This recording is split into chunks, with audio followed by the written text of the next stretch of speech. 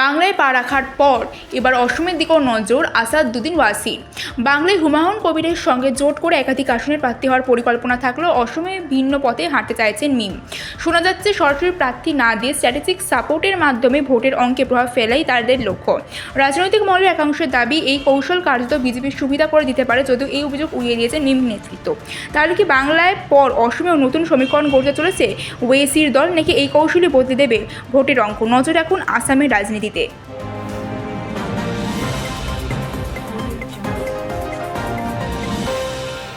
নদিয়া রানাঘাটে ভোটের প্রশিক্ষণ শিবিরের চাঞ্চল্যকর ঘটনা। মুখ্যমন্ত্রী মমতা বন্দ্যোপাধ্যায়ের ভিডিও দেখানো নিয়ে আপত্তি তুলতে ভোটকর্মী মারধরের অভিযোগ উঠল। রানাঘাটের দেবনাথ স্কুলের প্রশিক্ষণ চলাকালীন জায়ান্ট স্ক্রিনে মুখ্যমন্ত্রীর প্রচারের ভিডিও দেখানো হচ্ছিল। সেই সময় আপত্তি জানান সরকারি কর্মী সৈকত দাস। এরপরই তাকে মারধর করা হয় বলে অভিযোগ। ঘটনায় কড়া পদক্ষেপ নিয়েছে ইলেকশন কমিশন অফ ইন্ডিয়া। গ্রেফতার করা হয়েছে দুই আধিকারিক, নিজামুদ্দিন সর্দার এবং মানস বন্দ্যোপাধ্যায়কে। এইদিকে গোটা ঘটনায় হাঁসখালির ভিডিও সায়ন্তন ভট্টাচার্যকে শোকজ করা হয়েছে। প্রশাসনের তরফে জানানো হয়েছে ঘটনার পূর্ণ তদন্ত চলছে। ভোটের আগে এই ঘটনা ধীরে ধীরে স্বাভাবিকভাবেই উঠছে বড় প্রশ্ন, প্রশিক্ষণ কেন্দ্রে এমন পরিস্থিতি তৈরি হলো কিভাবে?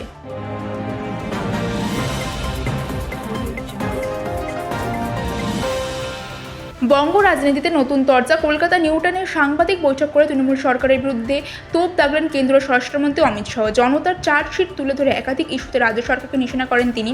মুখ্যমন্ত্রী মমতা বন্দ্যোপাধ্যায়কে কটাক্ষ করে শাহের মন্তব্য, ভোট এলেই ভিকটিম কার্ড খেলেন, মানুষ এখন তা বুঝে গিয়েছে। তবে সমালোচনার ঝড় উঠলেও এসআইআরে নামহীনদের ভবিষ্যৎ নিয়ে কোনো স্পষ্ট বার্তা দেননি স্বরাষ্ট্রমন্ত্রী, যা নিয়ে ইতিমধ্যে প্রশ্ন উঠছে শুরু হচ্ছে রাজনৈতিক মহলে। ভোটের মুখে মন্তব্য ঘিরে শুরু হচ্ছে নতুন বিতর্ক।